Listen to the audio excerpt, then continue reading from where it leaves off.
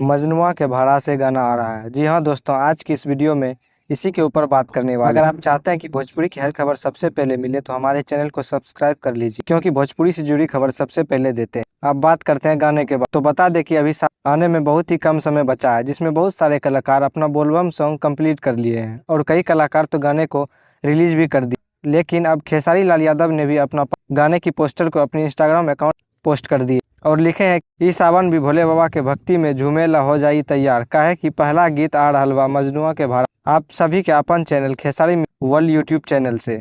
जी हाँ दोस्तों, आपने देख लिया है कि खेसारी लाल यादव ने क्या। अब बात करते हैं गाना कब आएगा। तो दोस्तों, आप सभी को बता देना चाहता हूँ कि यह सॉन्ग आप लोग को कल या परसों पक्का देखने को मिले Khesari music world YouTube channel. इस वीडियो से पहले हमने आप लोग को बताया था कि 2 गाने का शूटिंग रह गया है और वो भी आज कंप्लीट कर लिया। बाकी खेसारी लाल यादव का एक गाना अभी धमाल मचा रहा है, धनी तो हार धन। यह गाना ट्रेंडिंग में नंबर 2 तक गया और अब सावन में बोलबम Khesari music world YouTube channel पर देखने को मिलेगा। इस गाने के बाद आप लोग को खेसारी लाल यादव का और 3 से 4 बोलबम गाना देखने को मिलेगा। बाकी ये था खेसारी लाल यादव का। अगर वीडियो अच्छी लगी हो तो वीडियो को लाइक और चैनल को सब्सक्राइब कर लीजिए। मिलते हैं अगली वीडियो में, तब तक के लिए।